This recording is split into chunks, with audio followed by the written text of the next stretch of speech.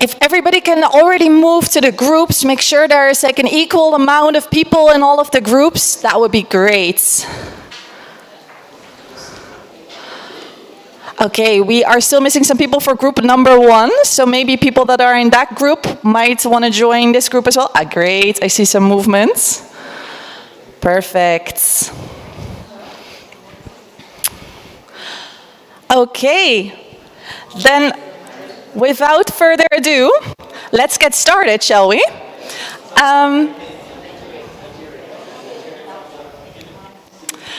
Okay. I want to give you a warm welcome on behalf of Women Engage for a Common Future, as well as the German Ministry for Economic Cooperation and Development, and our wonderful, wonderful partners who you'll all get a chance to meet today from the organizations ChemJu, Aroué, Ceflet, and Arita Services. So I want to welcome you wholeheartedly to this very interactive session on good practices of gender-responsive climate action, matching capacity building needs and existing opportunities. And you might have already seen it from the working groups, but you're not in for a listening sort of session. We're going to ask you to actively participate, which is very exciting and different than maybe some of the panel discussions you've already been to. We'll identify these capacity building needs and good practices across 3 key areas. So we're going to be talking about land rights, we're going to talk about finance, and we're also going to talk about technology. You will not have to move around. Thank God. You can have a seat for the rest of the session. We're going to ask all of our wonderful experts, who I'll introduce shortly. They will move around, and you'll have a chance to entertain all of these 3 different discussions. And let me introduce what that type of structure will look like. So, you will hear a 1-minute pitch from 3 of our key experts on the 3 topics. They will ask a question for each of the tables to answer.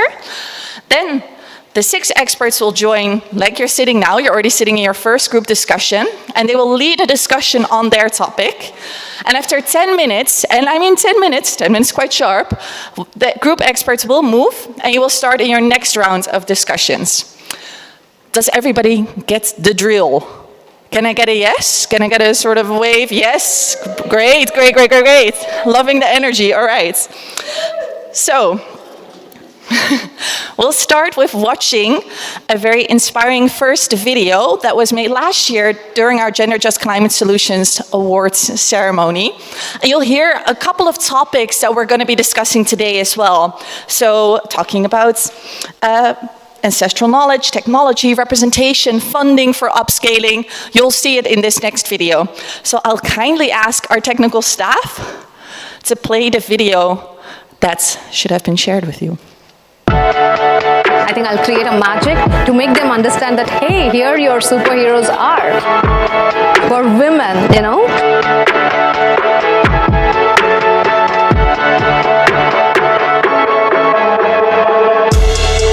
We heard so much of the leaders who told us, well, gender, yes, but how do we do it? Well, gender just climate solutions are here to showcase that gender counts everywhere. So here what I see is it's very bottom up, you know, where we have a solution that's been working, but many a times we don't have the resources to upscale it. And I feel like when these kind of awards are like given to us, one is for the upscaling and second is to really highlight it in a bigger way and make people understand that, hey, there is a solution, you know. When we were the winner of gender solution, that was celebrated with the president, our president. We have support of our government sometime, but it's not enough. But we are pushing so that the government can be together with us.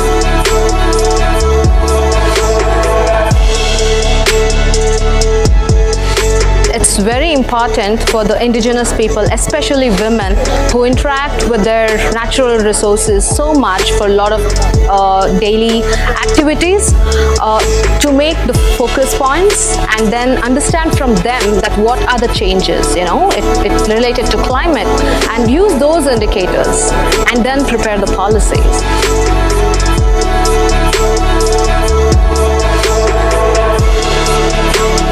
And after all, we pushed our government to go to the land right reform. Chance is there. We said another word that is possible.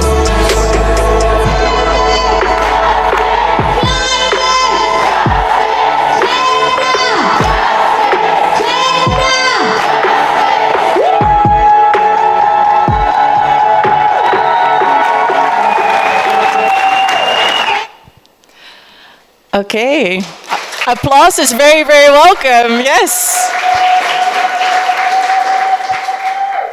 I mean, just watching this video always gives me so much energy. And you might see some people in this video in your roundtable discussions as well. So Dorothee, for example, you heard in the video, is one of our group experts today. Exactly. All right. And to put even more energy into the room, I would love to welcome Dr. Heike Hen, from Director Climate, Energy and Environment, as well as Commissioner for Climate Policy and Climate Financing of the German Federal Ministry for Economic Cooperation and Development. Please welcome Dr. Heike Hen to the stage with a warm applause.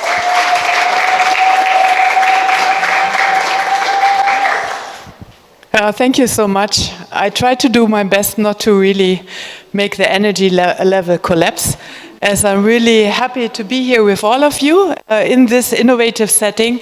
So I really hope that you keep the energy and the action. That is, I think, also our topic today up.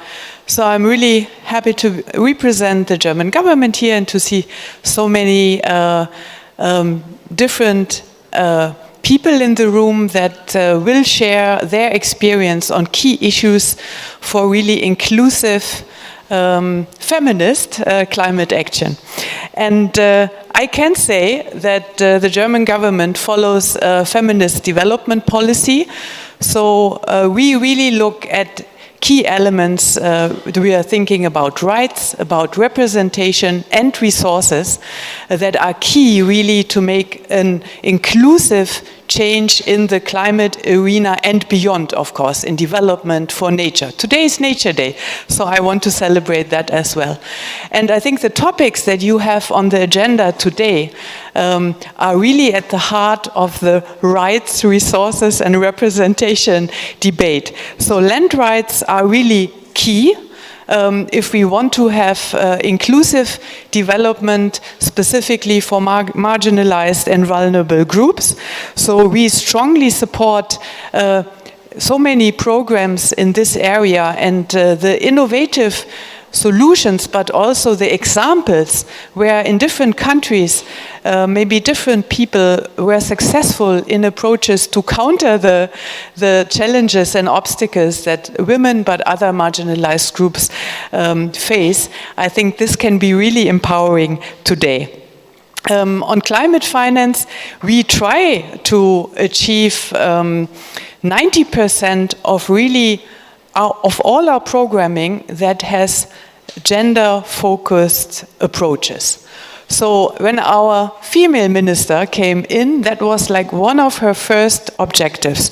So we really not only want to promote projects and programs in our bilateral or civil society cooperation, but also influence what is happening in the big funds, be it the MDBs or Green Climate Fund, the CIFs, so when I talk about the climate sphere, and also, of course, Jeff.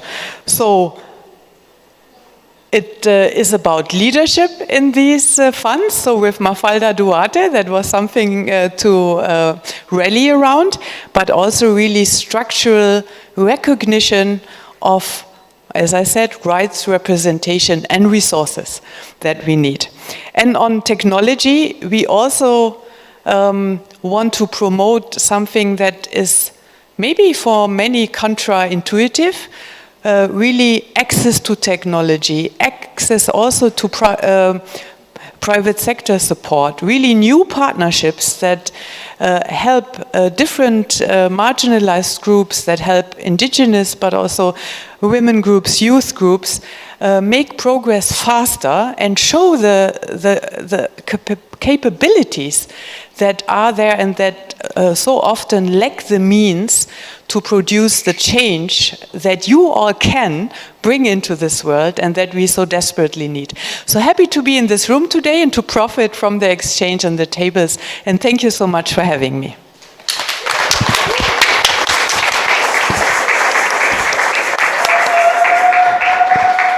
Great. Thank you so much for shedding a light on these three topics that we're going to be tackling today. And to get us further into some of this inspirational mode, I'm going to ask our 6 experts to please join me on stage for some introductory remarks. So let me call you out. Ernestine, Trupti, Milano, Dorothee, Valeria, and Agnes. Can they get a warm applause from everyone?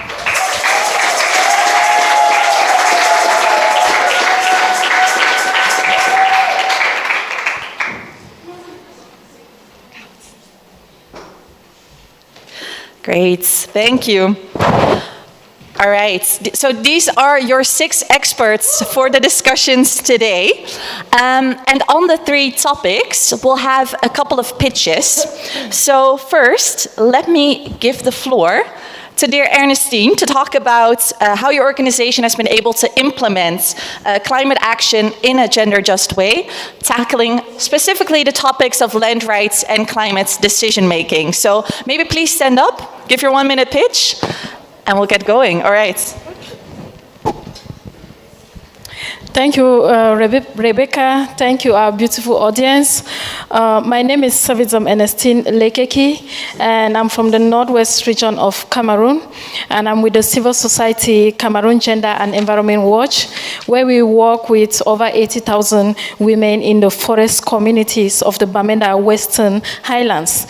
We are here today to discuss land tenure rights, technology, and also women in decision making, which we think that if we have to think about the sustainability that we're all looking for and discussing in this climate action space, we have to think about the land, ownership of land by women.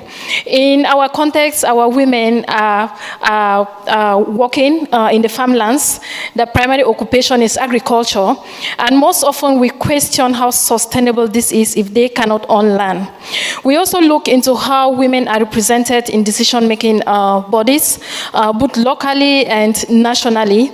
And it is important for us to visit this topic through our discussions and our interventions that we are going to share and hear from you all. So you are all welcome into my seat, which I'm going to rotate, where we will be discussing the capacity building needs regarding land tenure and decision-making of land used by women, IPs, indigenous people and local communities to ensure sustainable climate action. You're all welcome, and thank you to this energy that we have here.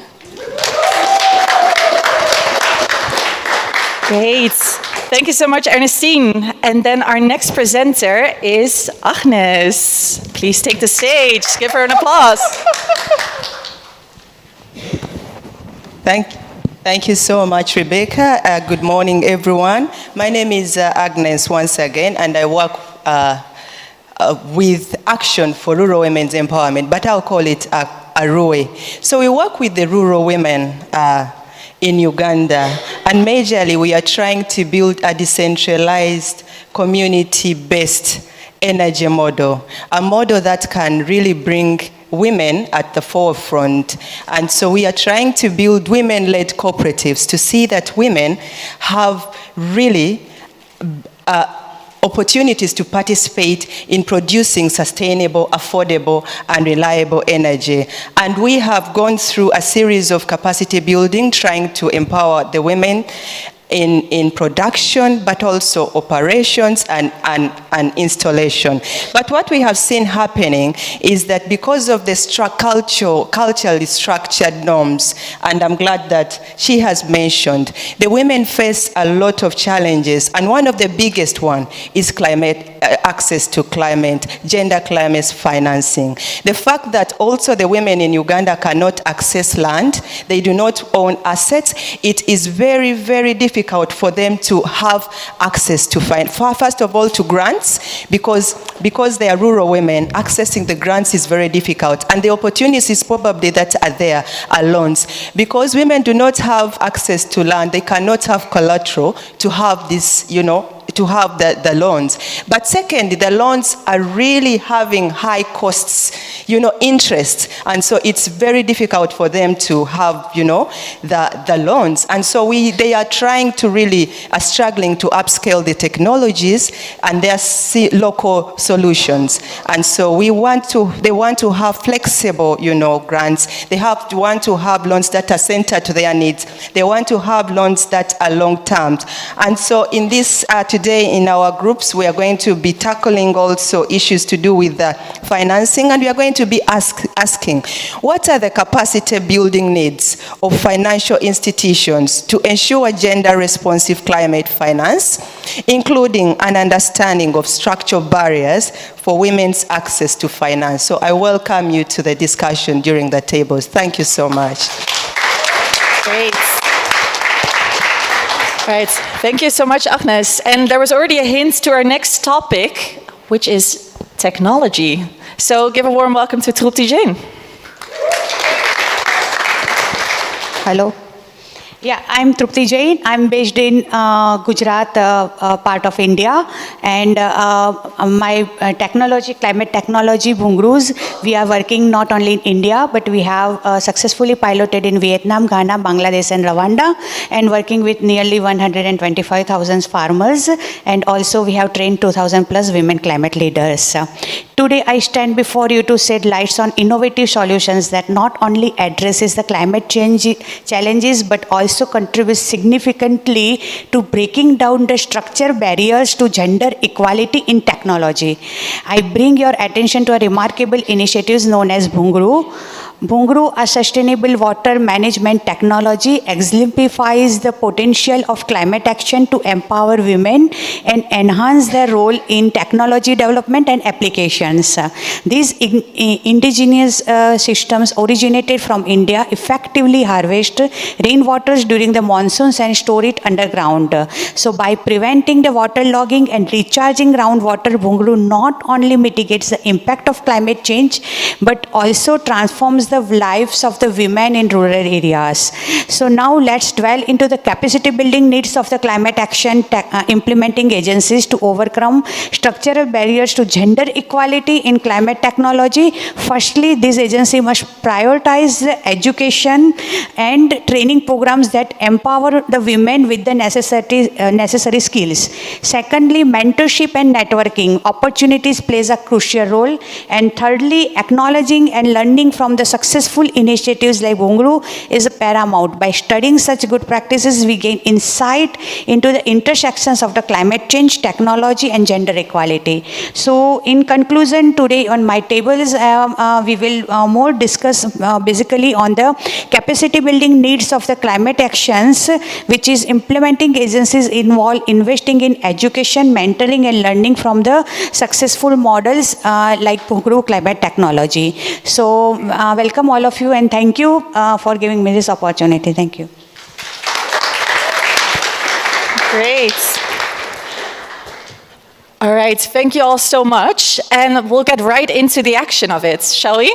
So these are the tables for our first round. Like I said before, you don't have to move. It's up to these wonderful people here next to us to move. So on table 1, starting off is Ernestine. Table 2, on technology, Trupti.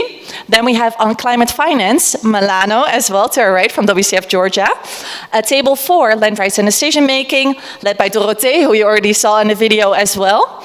And then table 6, climate finance, together with Agnes. And last but not least, my wonderful colleague Valeria, tackling technology as well. So, without further ado, I want to welcome you again to your groups, and let's get discussing, shall we?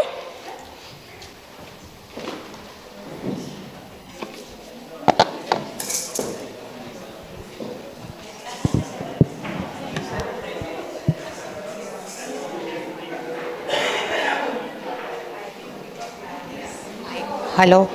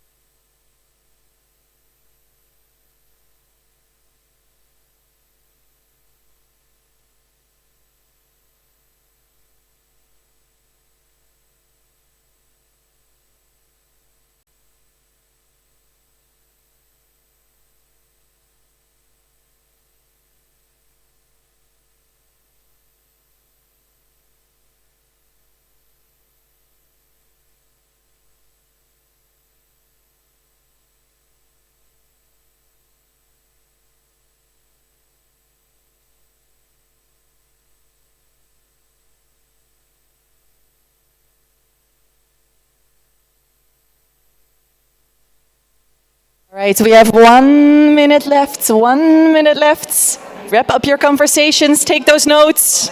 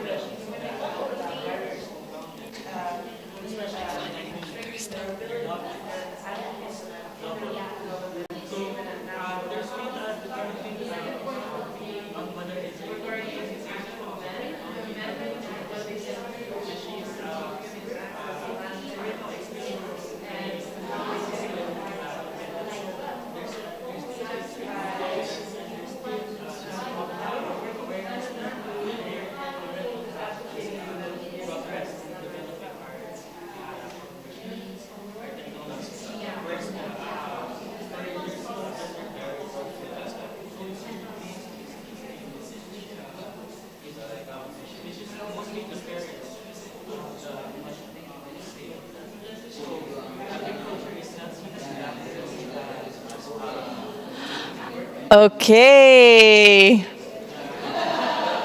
All right. Can everybody maybe wave at me to see that you hear me? And that we're stopping the conversation. I'm so sorry. I'm so sorry because I saw so many wonderful and engaging discussions that I'm sure you don't want to stop, but I kind of have to because there are super interesting topics coming up next for all of you. So I'm going to ask our key experts to please stand up. Yes, that's an Ernestine. Toepti, yes, everybody stand up. And I'm going to ask you to move to your next table. And if you see the number that's next to your table or your group discussion, maybe hold it up for our experts so they know exactly what table they're moving to. Perfect. Thank you all for being so helpful. And then we'll do the same thing around again. So you have a new expert, new topic. Yet again, you'll have 2 minutes to engage in that discussion. And I wish you all a lot of fun. So only the experts move.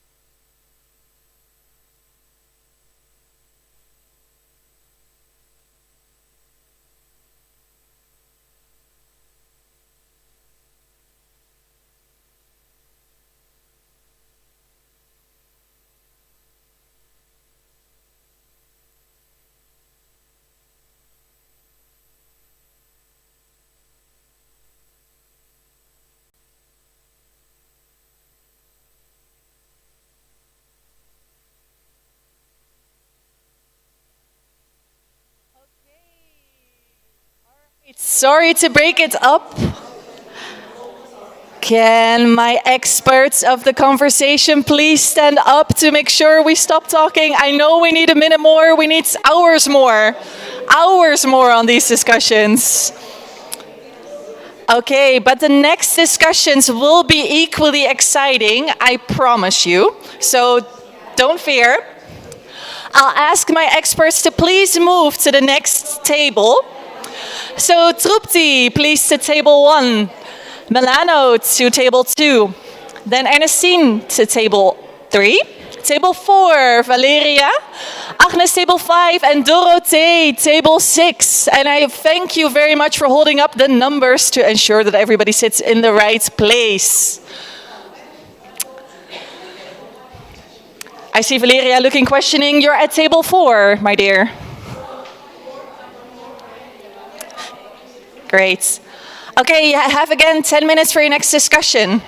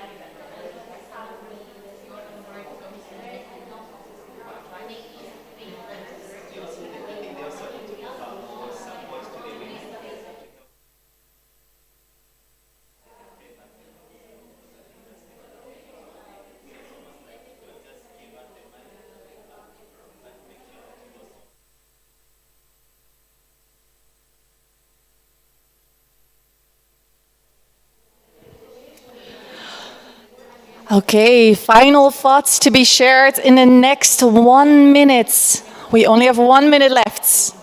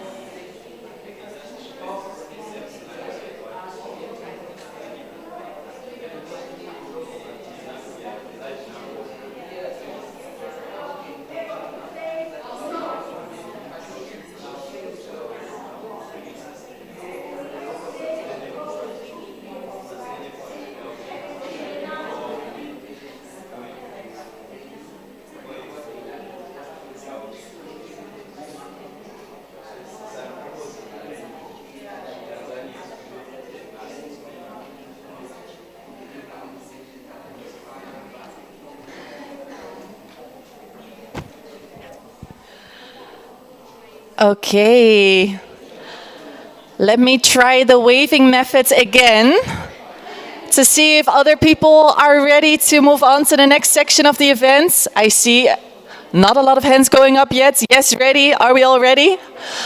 Okay, then I would love for a quick recap from all of the experts. So let me, yes, almost.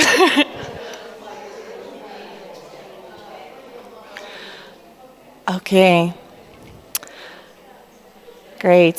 Thank you. Could I ask to the stage our 6 experts?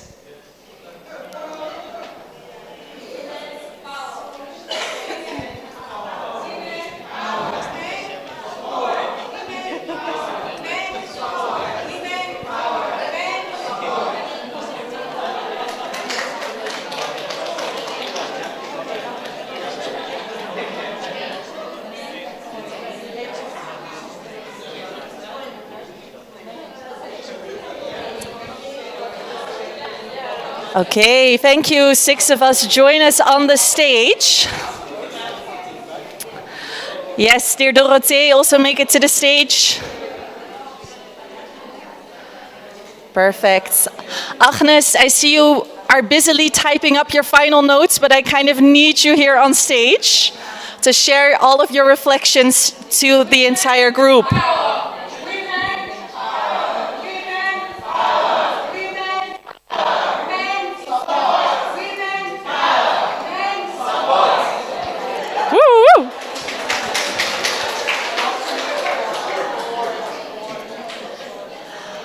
Okay. I love the energy in the room, and I must say, just from walking around, I was so impressed by the liveliness of the discussions. I saw a lot of heart in there. I saw a lot of people taking notes, hopefully also taking it back for your context as well. So let me give the floor for a 1 minute quick pitch, really like a sentence or two, dears, I'm very sorry, of what you take away most from the conversations that you have had on your topics. So I'm gonna move around here. First up. Okay, so super fast. STEM education is important, but we need to strengthen STEM, science, technology, engineering, and mathematics education in women. Access, also we need to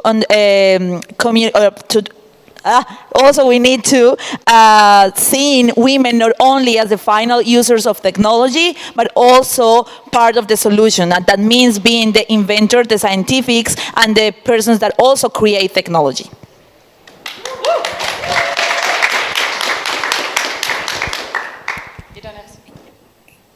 I just want to, I completely agree with Valeria. All the suggestions came from that one. I just want to add that one suggestion came regarding the technology interventions. I mean, now the mobile technology, internet technology should be used for the capacity building of the women and the girls, most importantly.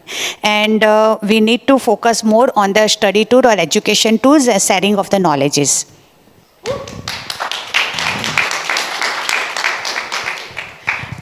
Thank you. We need gender-responsive policies and implementation strategies to address women land tenure rights. We also need education, especially targeting our local traditional leaders in Africa who are custodian of land. We also need equal participation towards land tenure rights, where men and women work together and give everybody their fair share when it comes to land. And we also need capacity strengthening of the community-based organizations that are there, that are closer to the people, so that they understand what are the national provisions, what is the role of the women locally, and how they can help to spread and promote best practices towards land tenure rights.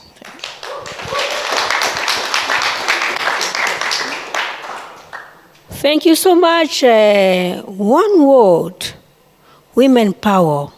Because if you have power, we have access to education, we have access to women empowerment, we have access to the decision making in every levels, and if we have power, women, power, men, support.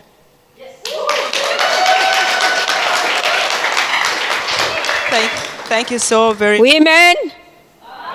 Women, men, Support. I think I need to use hers. Yes. A lot of violence. 10 seconds. All right, thank you so much. It was very interesting. So one of the things we want to agree that the financial institutions need awareness on what the challenges are for them to better really design gender responsive finance for women. So there is awareness, there is education for them, and also it is important that they understand the baseline data, segregated data, women vis-a-vis men. And they also wanted to ensure, one of the things that came out clearly was governance, women in governance in those institutions, because then women understand the problems, and so they will be able to really participate in policy formulation. And I think the last thing is being transparent, because most of the financial institutions are not transparent, and so women do not understand the opportunities that are available for them.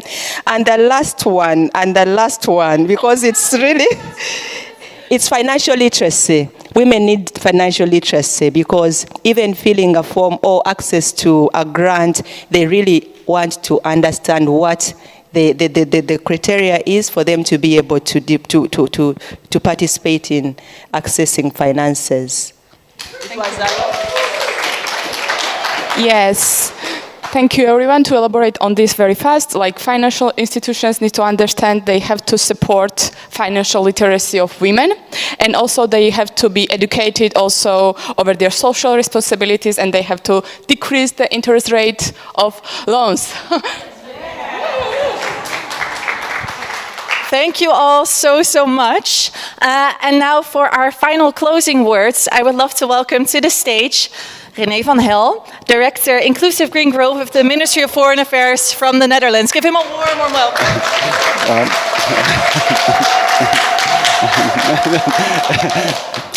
That's beautiful. Thank you so much. I feel emboldened. No, thank you so much for having this wonderful meeting with so much energy and so much capacity building. Wow. I mean, I've been in a lot of meetings, but this one really gives me energy. And if I think about it, Heike, my colleague, basically Heike is what Germany does, and the Netherlands is what I am doing. So we're really on the same page. So what Heike and I are trying to do is to make sure that all the things that you're fighting for, that they at least are addressed on a good level in the loss and damage fund, in the global stock take, and of course when we listen examples like the one from Gujarat, that is for us a great example to organize, for example, something like the UN Water Conference, because we very much are aware that water is an increasingly big trouble, and because climate adaptation of climate change always translates itself in all these nasty things that have to do with water and that impact women at the most. And the second thing is, of course, is heat stress. Heat stress is also a huge thing that has a huge impact on your daily things. What I heard today and what we take back is it is about resources, it's about rights, and it's about representation. So that is also what inspired us, for example, to work together with with a group of partnerships like Gaga, when we are filling in the kinds of fundings that we're looking for. But what I think today, and that was so super inspiring, is the reality check. My goodness, we had quite a reality check, because all the things that we think of and dream of when we envision a loss and damage fund or global stock take, they need a reality check. And oftentimes, even if you get the laws right, then there are all these social customs that stand in between what you really want to achieve. And that's why we need you. So thank you from the bottom of my heart. Thank you. We're pulling on your side, we're on your side, but we very, very much need you, because otherwise we'll never have that reality check. And rest assured, Heike and I are staying with you, and we're trying also to hook up some funding for your super important work. And I also very much realize that much more is needed, so that makes me also feel very humble. Thank you for your attention.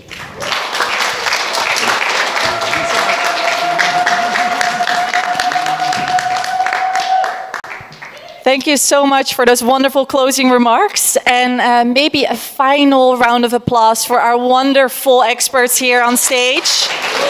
And an applause also for yourself for the hard work you put in. All right. I want to thank you so much. My name is Rebecca Heuvelmans from Women Engaged for a Common Future, and I wish you a wonderful day. And if you would like to come up on stage for a final group picture, because we have such a wonderful bunch of people here, I would much appreciate it. So thank you, and please come up on stage.